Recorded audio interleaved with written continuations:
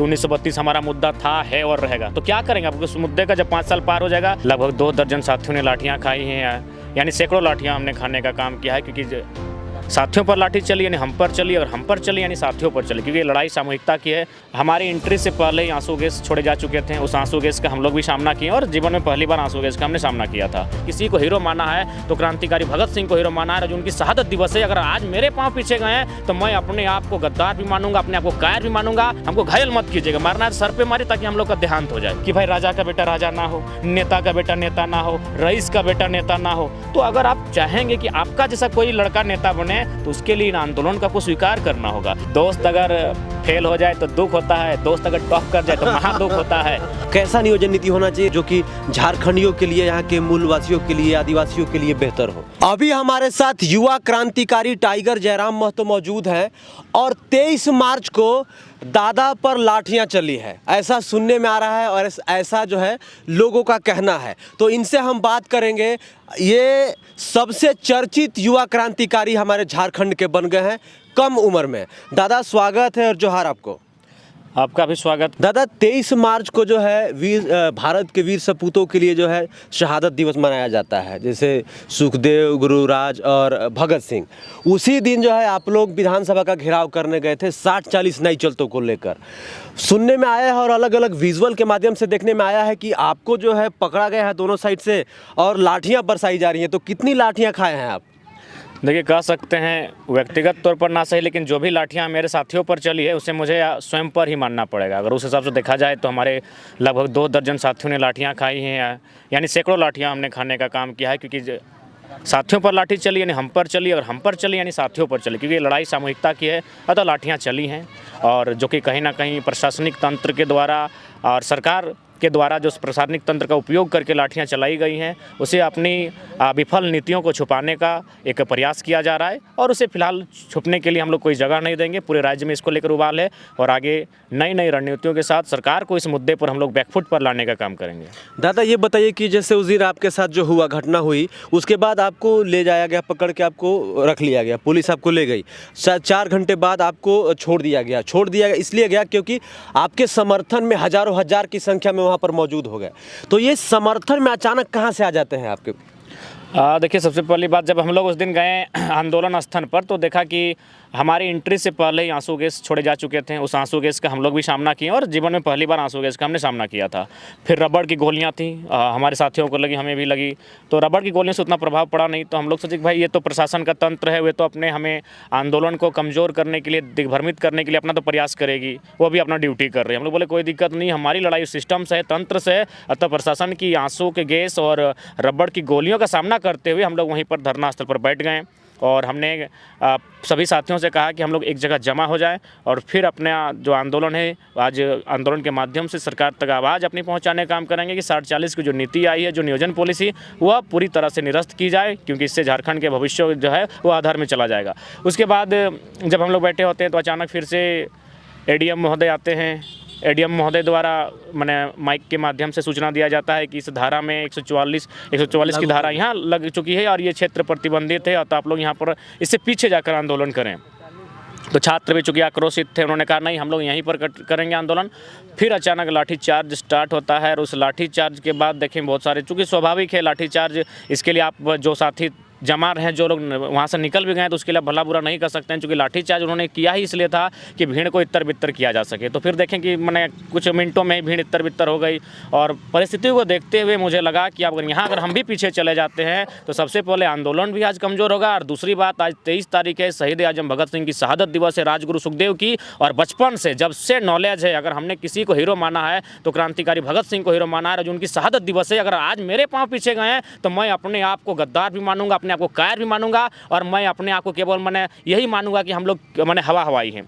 तो फिर अचानक साहस आया, हिम्मत जुटाई, और हम सीधे आगे खड़े हुए हैं। सारा विजुअल आप देखे होंगे, सुने होंगे, हमने स्पष्ट वहाँ के जो अधिकारी थे जिनके माध्यम से मॉनिटरिंग हो रहा था, हमने एक लाइन कहा कि अगर आपको लाठी ही चलानी है तो हमारे साथियों पर मत चलाइए, आप हम पर चलाइए। और देखिएगा वीडियो में हम बिल्कुल बैठ के इशारा किए कि चलाना था सर पे चलाइए, ताकि हमारी मौत हो जाए, ये घायल मत कीजिएगा, क्योंकि मेरा इलाज करने वाला कोई नहीं है, हमको घायल मत कीजिएगा, मारना है सर पे मारे ताकि हम लोग का देहांत हो जाए। उसके बाद एडीएम महोदय ने खुद हमारी कलाई को पकड़ा, बोला नहीं तुम्हें हमारे साथ चलना ही होगा, तुम्हें डिटेन किया जाता है। हमने कहा बिल्कुल, आप जहाँ लेकर जाएंगे हम लोग पीछे नहीं हटेंगे, आप जहाँ लेकर जाएंगे हम लोग पीछे नहीं हटेंगे, क्योंकि आज का दिन तो पीछे हटना ही नहीं है।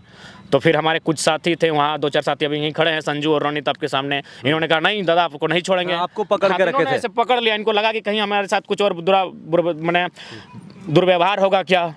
तो फिर इनको काफ़ी मैंने हमसे अलग करने के लिए इनको काफ़ी लाठियाँ लगी, दिवेश को भी लगी, अंगद नायक को लगी, सुमित दा को लगी, और भी हमारे साथी थे 4-5 साथी जो हमसे मैंने आके हमें लिपट गए थे, उन्हें काफ़ी लाठी लगी, काफ़ी चोटें लगी, फजान खान साहब को लगी।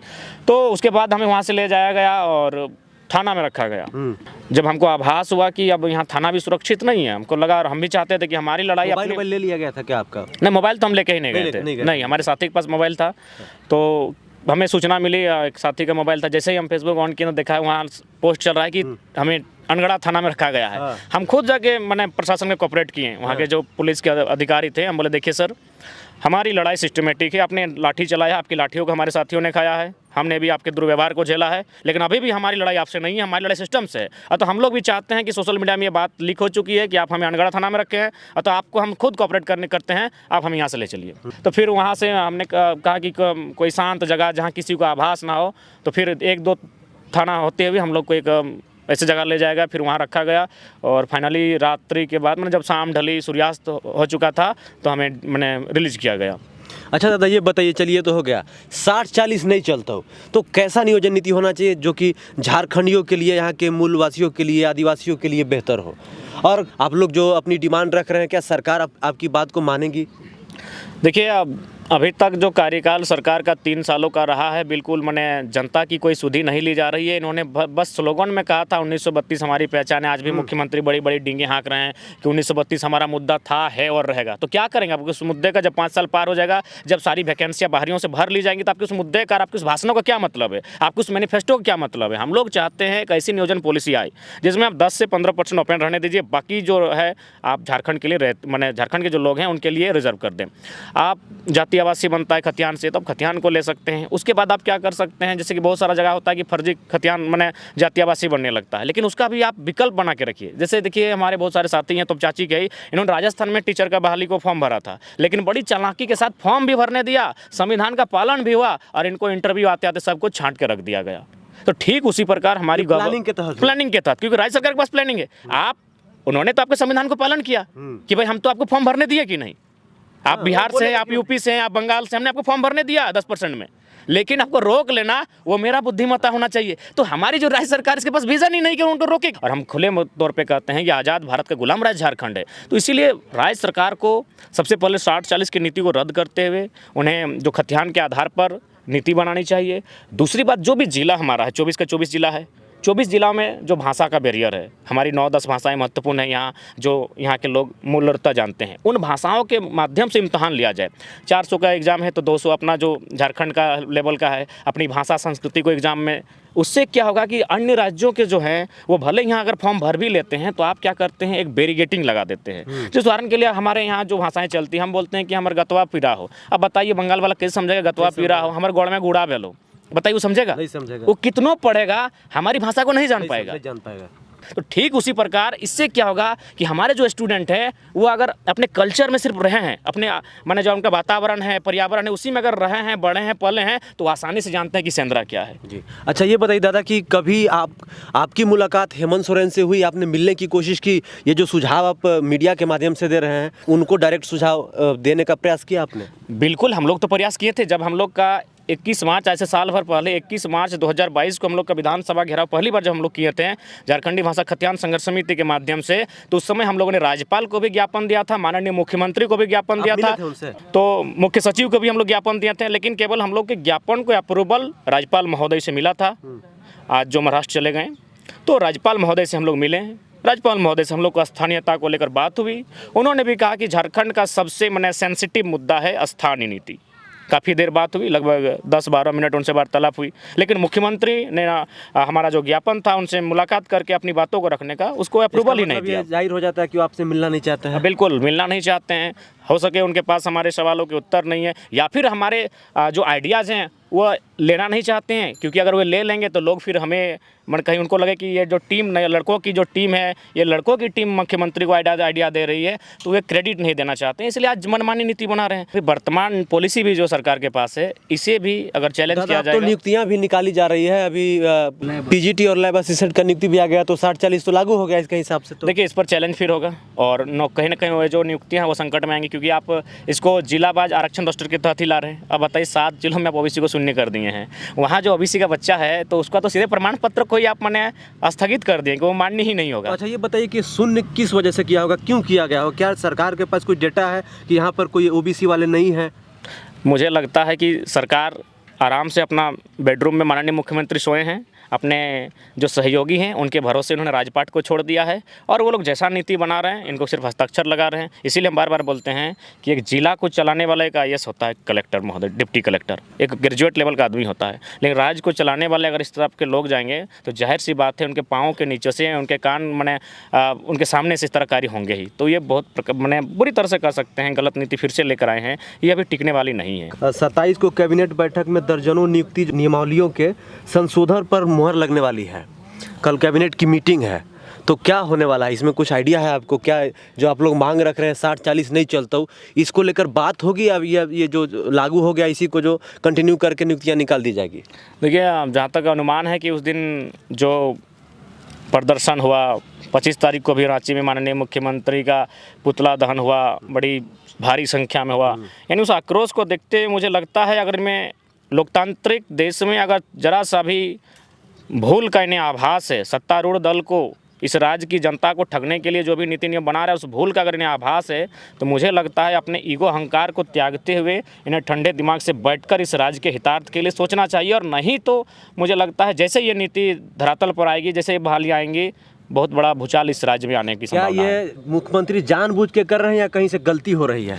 देखिए, जानबूझ के ही कर रहे जानबूझ के हैं। कर एक रहे हैं। बार अगर आप गलती करते तो मान के चलते कि चलिए गलती हो गई, मुझे लगता है ये पूरी तरह से जानबूझ के कर रहे हैं, या फिर एक अनुमान, हम लोग कंफर्म नहीं कर सकते, अनुमान मुख्यमंत्री का कोई सीक्रेट कुछ ऐसे लोगों के हाथों में है जो इस राज्य से उनका संबंध नहीं है, बार बार उसके दबाव में हो सके मुख्यमंत्री से गलत करवाई जा रही है। मैंने कुछ भी संभावना बन सकती है, लेकिन आप कुल मिलाकर यही कह सकते हैं कि मुख्यमंत्री जानबूझकर गलतियां कर रहे हैं। आप भाषा का छेड़छाड़ करते हैं, आप स्वयं 1932 की बात करते हैं, आप खुद सत्ता में देखिए, आप सबसे पहली बात, आप सत्ता में किन कारणों से आए थे? आप सत्ता में आए थे कि 1985 की जो स्थान नीति तय हुई है उसे आप निरस्त करेंगे, उसके स्थान पर 1932 की स्थान नीति को तय करेंगे। आप आए थे कि CNT SPT के एक्ट को मजबूत करेंगे। आप आए थे कि जो 60-40 की नीति है उसे भी निरस्त करेंगे और झारखंडियों को ज़्यादा से ज़्यादा नियुक्तियों में प्रावधान मिलेगा, मौका मिलेगा। लेकिन आप जिन मुद्दों के साथ अपने मैनिफेस्टो में लिखकर सरकार बनाए थे, आप उनसे काफ़ी कोसों दूर भाग चुके हैं। आज CNT SPT एक्ट को मजबूत करने के बजाय आप क्या कर रहे हैं? आपके नेतृत्व में जो बनी सरकार है वो कंटिन्यू रांची जैसे क्षेत्रों में आदिवासियों की ज़मीन को हड़पने का कार्य कर रही है। अच्छा दादा, ये बताइए कि जैसे आपका कोई वीडियो पोस्ट होता है उसके नीचे कमेंट में आता है next CM tiger Jairam Mahato, next CM tiger Jairam Mahato, बहुत सारा कमेंट आता है, इस पे क्या कहना चाहिएगा? देखिए, ये युवाओं का एक भावना है, लेकिन आप थोड़ा सा हम लोग तार्किक अगर बात करें तो ये दिल्ली नहीं है। अगर ये दिल्ली होता तो हम लोग भी ऐसा सोच सकते थे। यहाँ भी काफ़ी अशिक्षा है, काफ़ी हमारे गांव ऐसे हैं जो काफ़ी दूर काफ़ी रिमोट एरिया में हैं, जहाँ तक एजुकेशन नहीं पहुँच पाई है, जहाँ तक अच्छी इन्फॉर्मेशन नहीं पहुँच पाई है। तो ऐसी परिस्थिति में हम लोग का यही एक प्रयास होगा कि एक जो व्यवस्था है उसमें एक परिवर्तन लाने के लिए हम लोग प्रयास कर सकते हैं। बाकी युवाओं हैं, उनके हर किसी की भावना का सम्मान करते हैं और हम लोग अब कभी ये सोच कर नहीं आए थे कि इस आंदोलन को हम लोग कभी पॉलिटिकल रूप देंगे। अगर ऐसा होता तो मैं अपना उदाहरण देता हूँ, 8 गो मेरा लगभग केस हो चुका है, 8 गो थाना में इसी आंदोलन के दौरान। तो अगर हम लोग को चुनाव लड़ना मकसद होता, हम लोग देख ही रहे हैं किस प्रकार का हो रहा है, चाहे ममता देवी के साथ हो या फिर अभी राहुल गांधी के साथ हो, किस प्रकार ऐसे केसों में उनको फंसा कर रद्द किया जा रहा है कि मेरा मानना है वैसे केस अगर देश भर में दिखाया जाएगा तो कोई भी विधायक सांसद विधायकी और संसदीय में नहीं बचेगा। तो ठीक उसी प्रकार हम लोग को चुनाव लड़ना एजेंडा होता तो कम से कम हमको तो उन आंदोलन से बचना चाहिए था जहाँ केस होने का चांसेस है। तो हम लोग थाना में जाते हैं, बड़ा बाबू से उसी अंदाज में बात करते हैं जैसा हम लोग भाषणों में बात करते हैं। तो इसीलिए हम लोग का कभी एजेंडा पॉलिटिकल नहीं रहा है, हम लोग का एजेंडा आंदोलन नहीं रहा है। लेकिन ये भी सच्चाई है, लोकतांत्रिक देश है, यहाँ आपको पॉलिटिकल रिफॉर्म के लिए पॉलिटिकल रूप देना होगा। और हम तो आपके जब आपसे पहली बार हमारी बात हुई तो हमने तो स्पष्ट कहा, आज इस देश में आप कहीं जाएं तो सब लोग यही कहेंगे कि भाई राजा का बेटा राजा ना हो, नेता का बेटा नेता ना हो, रईस का बेटा नेता ना हो। तो अगर आप चाहेंगे कि आपका जैसा कोई लड़का नेता बने तो उसके लिए इन आंदोलन का को स्वीकार करना होगा। अगर आप इन आंदोलन में जो उभरे चेहरे सामने आए हैं उनको समर्थन नहीं करेंगे तो फिर तो वही सिस्टम चलेगा।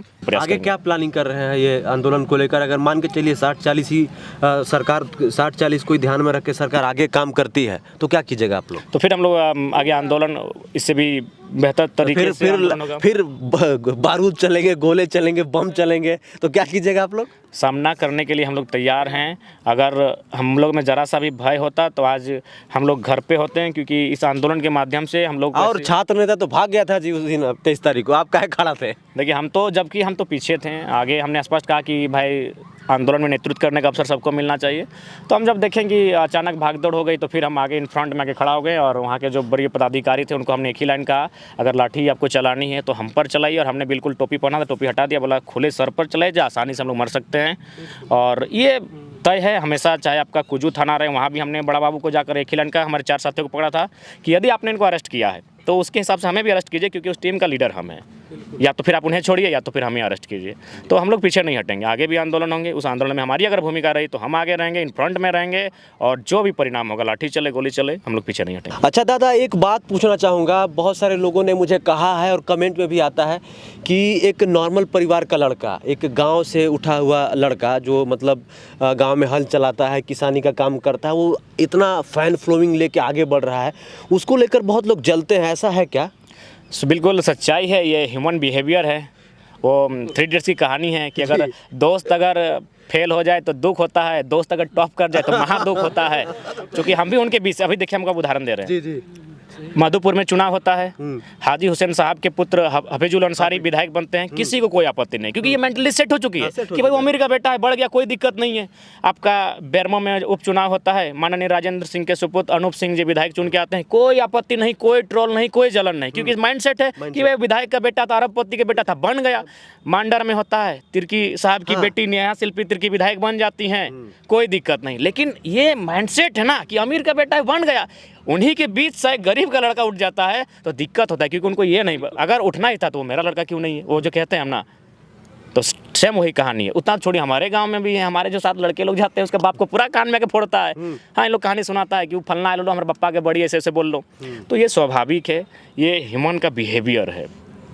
कि मैंने एक कहावत है कि भाई भले मेरी मैंने दीवार बारिश से गिर रही कोई दिक्कत नहीं है, लेकिन दीवार गिरते गिरते पड़ोसी की बकरी दब के मर जाए। तो यही कहानी है, ये ह्यूमन बिहेवियर है और इसको आसानी से बदला नहीं जा सकता। आपके बहुत सारे जो मित्र जैसे रांची में है, बोकारो में, और छात्र नेता हैं, उनसे आपका कैसा रिलेशन है? देखिए हमारा रिलेशन सबसे, हम किसी से कभी हमारे व्यक्तिगत कारणों से या फिर हमारे व्यवहारों से किसी को आज तक, ये आंदोलन तो 1 साल की बात है, आज मेरा जीवन का जो इतना उम्र हुआ है, हमने कभी व्यक्तिगत अपने किसी भी कारणों से ना किसी को क्षति पहुंचाया है, ना किसी को व्यवहार के कारण क्षति पहुंचाया है, ना किसी को ठेस पहुंचाने का काम किया है। हमारा शुरू से आदत रहा है, एक माने सामाजिक व्यक्ति हैं हम, हमेशा सबको लेकर चलने का प्रयास किए हैं। और आप देख सकते हैं जहाँ हम लोग बैठे हैं, फुटबॉल का मैदान है, और फुटबॉल का मैदान हमेशा सामाजिक संदेश ही देता है, क्योंकि यहाँ सब कोई एक समान होते हैं, किसी धर्म का व्यक्ति रहे। विवेकानंद ने कहा था भारत की वहाँ फुटबॉल खेलो, फुटबॉल खेलोगे तो एक जर्सी पहनकर खेलोगे, किसी के पसीने के पहुंची हुई जर्सी को पहनने का काम करेगा और वहाँ भेदभाव मिटता है। तो हम लोग तो सामाजिक लोग हैं। जी जी। तो हमारे साथ टाइगर जयराम महतो मौजूद थे। कैसी लगी रिपोर्ट ज़रा कमेंट करके बताइए, चैनल को सब्सक्राइब कीजिए। और लगातार ये आंदोलन कर रहे हैं, झारखंड की माटी के लिए लड़ रहे हैं। एक बड़ा वर्ग इनको सपोर्ट भी कर रहा है, क्योंकि देखने को मिला अभी जब इनको डिटेन किया गया था 23 मार्च को, उस दिन हज़ारों हज़ार की संख्या में रांची में पहुंच गए लोग। तो ये उसका जीता जागता एग्जाम्पल और सबूत है। जय हिंद, वंदे मातरम, जोहार झारखंड।